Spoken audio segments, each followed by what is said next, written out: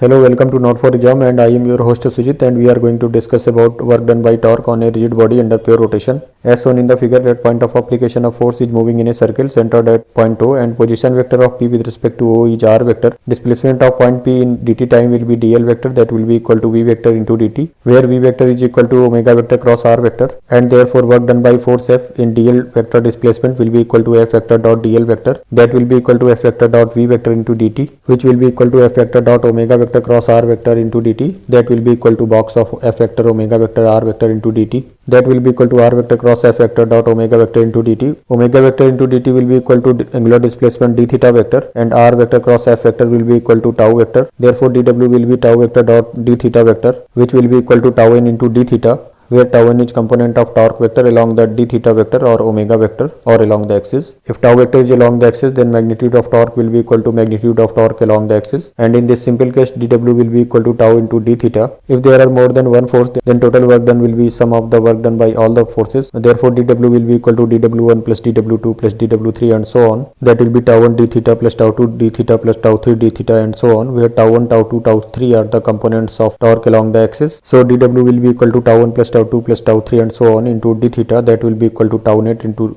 d theta, where tau net will be net component of torque along the axis of rotation. If net torque tau is constant, then work done will be integration of dw, that will be equal to tau into integration of d theta, that will be equal to tau into theta. Therefore for constant torque tau and angular displacement theta, total work done will be equal to tau into theta. If net torque is variable, then total work will be equal to integration of tau d theta. Now we can easily use work energy theorem by calculating work done by torque as W equal to integration of tau d theta, and by calculating rotational kinetic energy as K is equal to half I omega square for pure rotation of a rigid body about a fixed axis. Let apply this in the following example. Let there is a cylinder of mass m and radius r which is free to rotate about a horizontal axis. A string is wound up on the cylinder. One of the end is connected with a vertically hanging mass m, and other end is pulled down by a force F. System is started from rest, and we want to find out the speed of mass m when L naught of the string is unwound by force F, where F is given as F naught 1 minus L upon L naught, where L is the unwound length. Now length can be written in the terms of the angle rotated by the cylinder, and length corresponding to angle theta naught can be written as L naught is equal to R theta naught, and the unwound length L will be equal to R into theta, where theta is the angle rotated by the cylinder. So F can be written in terms of theta as F naught 1 minus theta upon theta naught, and work done by torque produced by F, or simply work done by force F, will be equal to integration of tau d theta from 0 to theta naught, and which comes out to be F naught L naught by 2. Also work done by gravitational force is equal to minus mg L naught. Also in the same time mass m will